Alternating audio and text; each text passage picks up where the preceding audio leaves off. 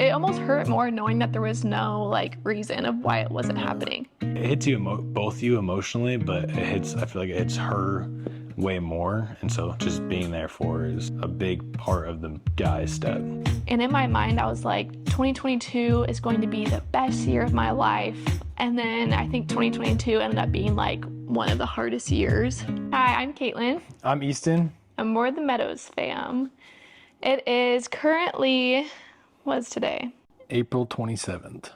And this week is National Infertility Awareness Week. And honestly, we just are on a whim filming this video. We felt led to because we wanted to share our journey with everyone.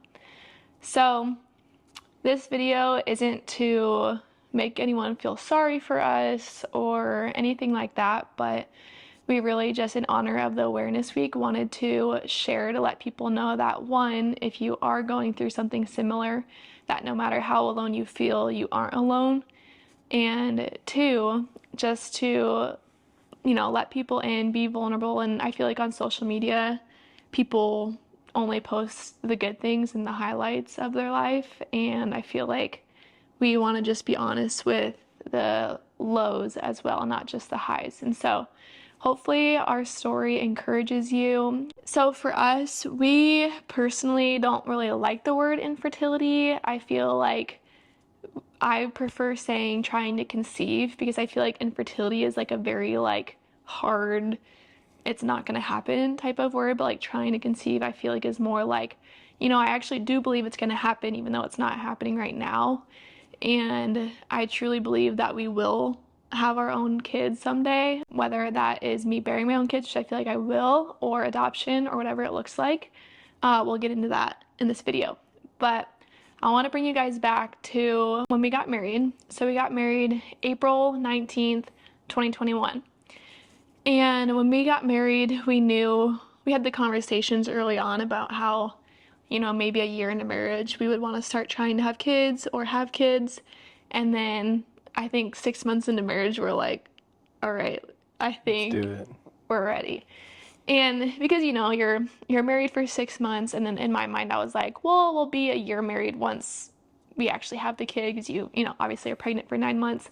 So in our minds, it was like, we're both young. He was 21, I was 22. We're super healthy. We had no like diagnoses or, I didn't have irregular cycles. Like everything for the most part just seems pretty normal. So I thought, all right, a couple months and we'll be pregnant. So in my mind, I just felt like, oh my gosh, like I'm on this high, right? Like I just got married. I'm so happy. We're about to take this next step. And in my mind, I was like, 2022 is going to be the best year of my life. Like it's going to be the year that we, bring our baby into the world. And I just had all like my own personal, like what our life was going to look like and what our timeline was going to look like. And then I think 2022 ended up being like one of the hardest years of our life. And so let me bring you back. I actually was looking through my camera right before this, and I have a video from August 25th, 2021. So April, May, June, July, August. This was like 4 months after we got married. We took our first pregnancy test. And at this point, it wasn't really like we were trying. Like it was just like, oh, we weren't being careful, I guess.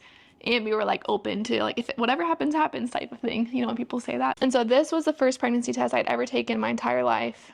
And it's funny because like in the video, like even though we weren't trying, we were like, oh, like it's kind of sad like seeing a negative test. And so that was the start. And so I was like, okay, that was kind of weird. Like, you kind of just think it's going to happen the first time. And then a couple months go by, and then a couple more months go by, and then we start actually tracking our ovulation and tracking my cycle and being like, okay, we're going to be more, like in tune with actually trying. And then I think it was a year into trying, we went to the doctor. Probably a little more. A little more. And the first time we went to the doctor, it was kind of just like they always say a year, which honestly, this might be a hot take, but I feel like if it doesn't happen after like 4 or 5 months, I feel like you should go to the doctor, because that's like what your body's supposed to do. And I feel like we wasted so much time by like thinking that we had to wait for a year. In my mind, I always think that. Like, I'm like, if you're watching this and you're like, I don't know if I should go to the doctor, I always am like, don't think that you have to wait a year. Like, I always think if it's not happening and you want it to, like, go to the doctor, in my opinion. I think when you say doctor, like, we'll get more into it here in a little bit, but like, we regret our decision of going to the doctor. Well, yeah, we'll get into it more. So the first doctor we went to was just like my OBGYN, just a very simple, like, let's go see what they have to say. Actually, I went to 2 different ones. I don't know if you remember that, but I ended up changing my doctors. I didn't really like the first one. And then the second one, she was like, okay, like everything looks normal so far on your end, but I can't really do anything until I know that your husband has been cleared and has done like a sperm analysis type of thing to make sure there's no problems on his end, and then we'll kind of like dive deeper on you. So I was like, okay, like that's fair. And I feel like also you always like, people always think it's just a girl, but like throughout this process I've learned that it's like it's a 50-50 thing. It's not just a girl. It's not, you know, like sometimes it is the male factor, or sometimes you just don't know. So I was like, okay, we did a couple tests for Easton, and I would say they were still in the average range, but just maybe a little bit on the lower side of average. So my doctor said, you know, I think you guys should go to a fertility specialist. They're going to be able to help you way more than I can. I think that should be your next step. So we gave it a couple months, and then we decided to go to a fertility clinic in Omaha. And from there, we did all the tests. I mean, there's so many different things. There's blood work. We did to make sure my tubes were open, the HSG thing. We did ultrasounds to make sure my follicle count was good. We did, I don't know, we did like so many just like preliminary tests to make sure there wasn't anything that was like blocking it from happening. And then we got to the point where it was like, your tubes are open, your counts are good, your blood work looks normal. You know, Easton's tests are a little bit on the lower side, so maybe you guys should do IUI. Like, that's what they recommended. And we're like, okay, it's a little bit expensive, one. So there was that piece to it. Because, one, insurance doesn't usually cover infertility stuff, which kind of stinks. Yeah. Really stinks, because it gets really expensive. And you're also trying to like save up for when you have a family, but then you're spending like thousands in the process of trying to get pregnant. So there's that piece to it. But we, you know, we felt like we had the green light to do IUI. So let me think. The first time we did IUI was, do you remember exactly when? I remember. We were not prepared to make this video. We literally just decided a couple minutes ago to do this. Okay, so July of 2023. So as you can tell, there was a lot of time from when we first started trying in 2021 to July of 2023. And we decided, all right, we have peace about it. We felt like we were in a good place, like a good headspace, and there was nothing really wrong. So like our doctors were kind of like, your chances are pretty dang good for doing IUI. And I did the full like medicated cycle. I did the trigger shots. And I remember I had like, they only want you to have like 1 to 2 mature follicles, and I had like 3 or 4 the first time, and they were like, your numbers are just great, everything looks so good, like, you know, do all the stuff and then give us a call back with either your missed period or your period. And it was like the first time in a really long time that I like had gotten my hopes up, because I feel like after so many months of it not happening, you kind of just like numb yourself, and you're like, you don't even get excited anymore, you just kind of expect it almost. To kind of like protect like your heart from like grief or like being like disappointed. So I remember July of 2023 going through that, and I remember like buying like a gift and like getting all the things to surprise Easton. So I was like so full of faith that it was gonna happen. I was like, oh yeah, like we're doing all this, like everything looks good, it's for sure gonna happen. And then obviously it didn't, and it was heartbreaking. Like I remember that was like, I was so confused. I was so frustrated. It was like the first time I let myself like get hopeful again, like I said. And I was just crushed. I was like, what's wrong with me? Like, what it almost hurt more knowing that there was no like reason of why it wasn't happening. So then I remember I was like, they're like, okay, well, we can, start another cycle of IUI like right away, like let's go. And I was like, I'm so sad. I can't do this. Like I need a month to just like chill. So I remember the following month we didn't do anything, no treatment, and just kind of like process like, okay, are we sure we're ready to do it again? Because it was so hard. And then sure enough, September of 2023, we're like, let's just give it another shot. And this time they increased like my medication because obviously it didn't work the first time.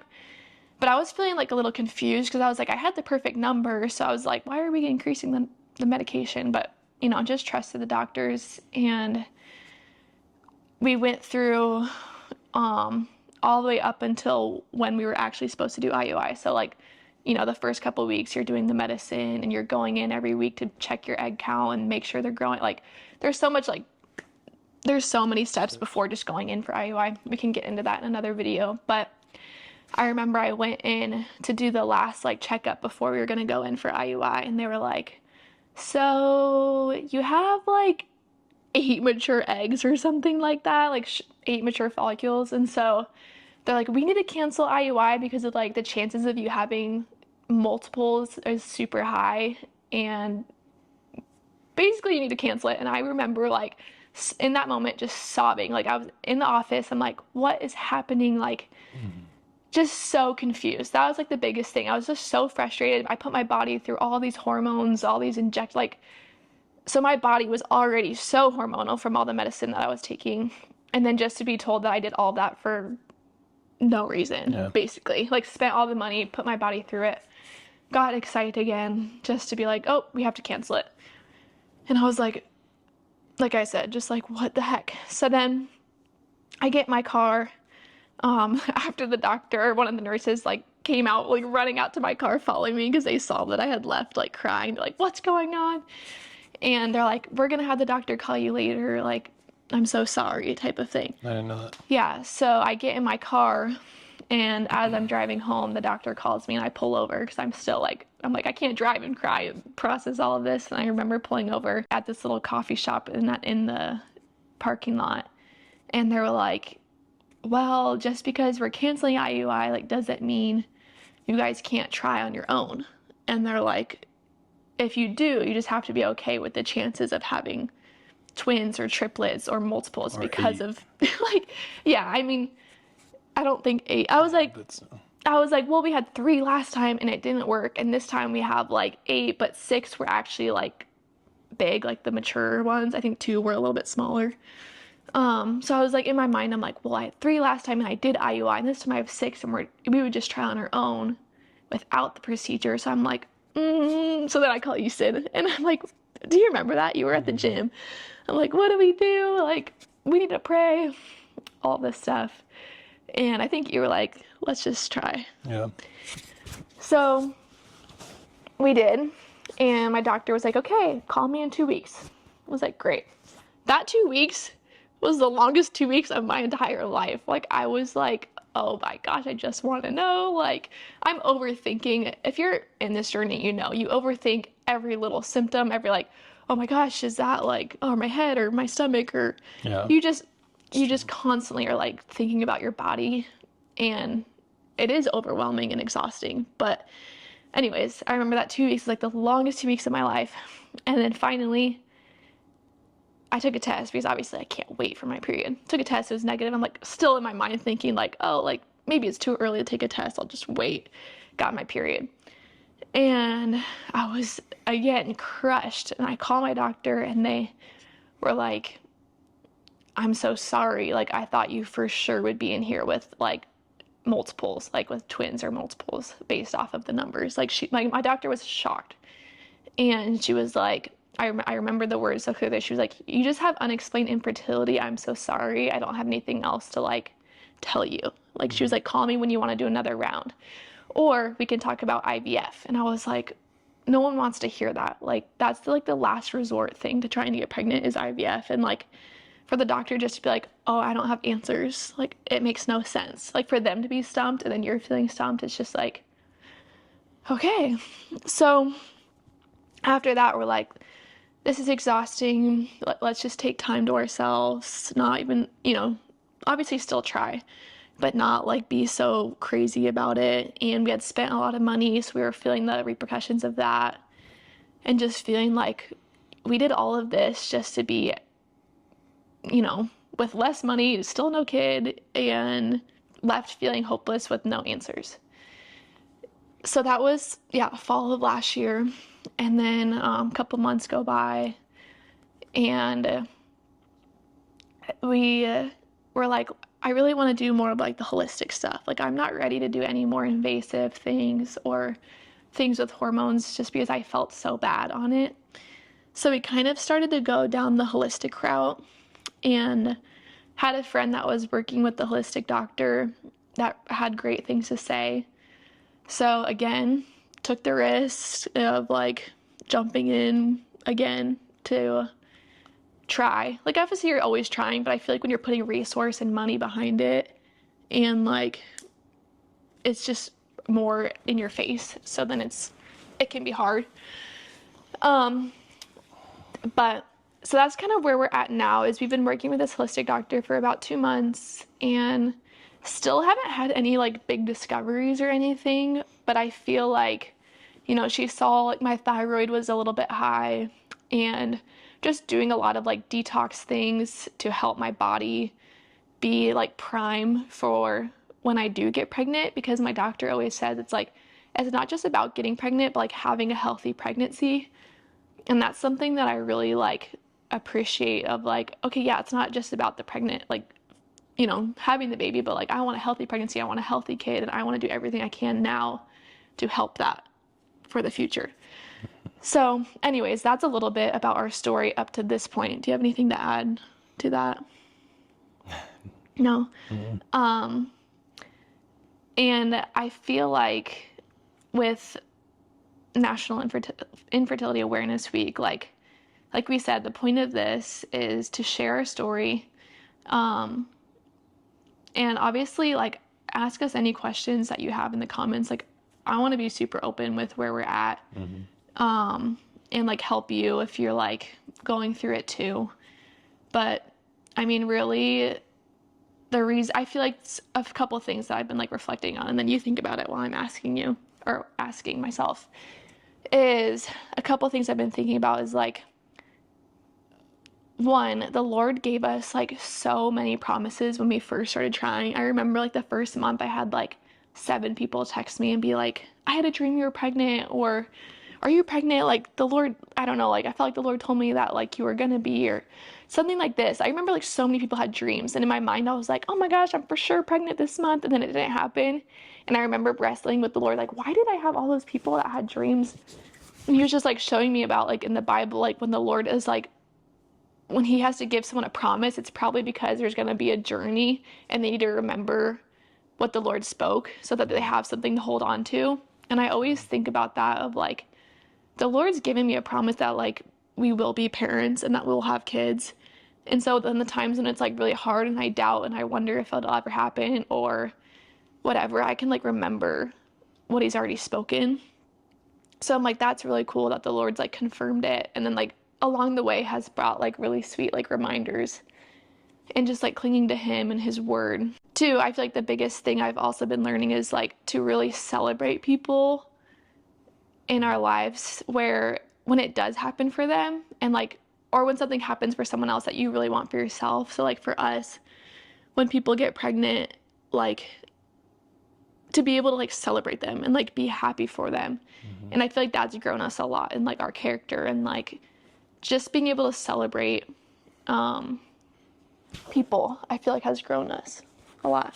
I don't know if that makes sense. Yeah. Sure. So having joy, like no matter the circumstance, and going to all the baby showers, or, celebrating when we see another pregnancy announcement on social media, or all the things. But if that's you and you know someone that's like been struggling to get pregnant, like the awareness piece is like what I really want to hit on in this video, just because it is this week. Like for me, I feel like I love when people, either text me and tell me that they're pregnant, and then they allow me to like process it on my own and cry about it at home, and then I can like show up in person and like truly celebrate them. Or if they like are, everyone's talking about pregnancy stuff or baby stuff, and then they just like kind of like look at me and they're like, "Are you good?" Like, and I'm like, "Yes." Like, I just feel so seen in those moments. So if you know anyone, like, those are like practical ways I feel like you can help support someone that's trying to conceive. Or just like little notes, like I have like texts on my phone saved of people that have sent me like encouraging texts. Like, I'll read one or parts of one. Like this person just like sent me a prayer. It was like, "Lord, you know the desires of your daughter's heart and how much this couple desires a child. I pray you'd provide answers and increase their faith each step of the way. And Lord, if the answer is to keep waiting, I pray they have the best time trying each month in expectation of the joy set up before them in parenthood." So like whenever I'm sad, I'll just like go through the text that people have sent me, or like this person is like, "Every time I pray, I just have this peace that he has specific plans for you guys, and his timing with everything is so intentional. I don't know, I feel that the wait and the unknown is so hard, but fun too." And so like just like knowing that people are praying for us, or I've gotten messages on Instagram from people being like, "Hi, I've also been struggling like with infertility, and like your video has really made me feel seen. I can't tell you the amount of times blah blah blah. We have prayed the exact same prayer as you guys." And just like knowing that people like have our backs, whether they're praying for us or they see us and they're like, "Wait, I'm also going through the same thing," just like knowing that we're not alone has been really cool. And I feel like I've been rambling for a long time. So I was just gonna say, for like the husbands or the guys out there, I think as men it's so easy to be like, at least I'm really bad at being there and like supporting, and like at first I feel like I've grown a lot in it, but first you just like take it and like, "Oh, we're not pregnant," just stuff it and then move on, like next play. Like you learn in sports, next play mentality. But like you learn to like be there for Kate or her, because like you obviously you're in it together.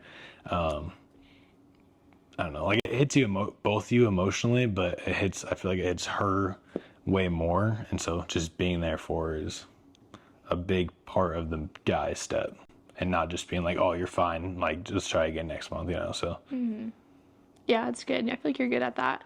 I feel like for the girl, it's harder because it's like our body, so we're just constantly thinking about like about it, if that makes sense, like our symptoms or how we feel and stuff like that. But I feel like something that I feel like has helped a ton is allowing myself to grieve and be sad, and not just be like, "It's fine, God's good, it's gonna happen," and like trying to wrestle my way out of it, but like actually allowing myself to be like, when I do get my period or I have the negative test, to like genuinely grieve, like cry, allow yourself to be sad.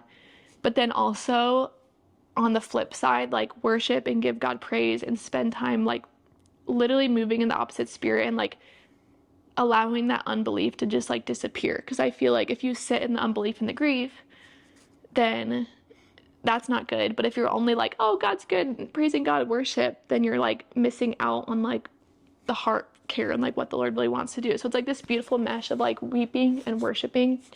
And I feel like that's what we're in.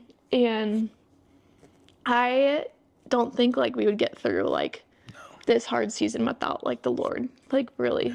And as hard as it is, I always look back and I'm like, dang, like we did have 3 years of like marriage that we were able to like just be us two. And I don't know, I'm like so thankful for that. Obviously I wish it would happen, but at the same time I'm like, it has been so fun the past 3 years despite the hardship, and we've been able to grow together as a couple. And so yeah, it's a journey. If you're in it, the highs and lows. It's literally a roller coaster. One day I'll be completely fine, excited, like hopeful, and then the next day I could be like triggered by every little thing. So it's a journey, and just have grace with yourself, and know that if you're going through it, you can reach out to us. We'd love to pray for you and talk to you. And I hope this encourages someone out there. Yeah. Like I said, this is not about us at all. It's just we're human, and we just want to share the realness of the hard things Yeah. too.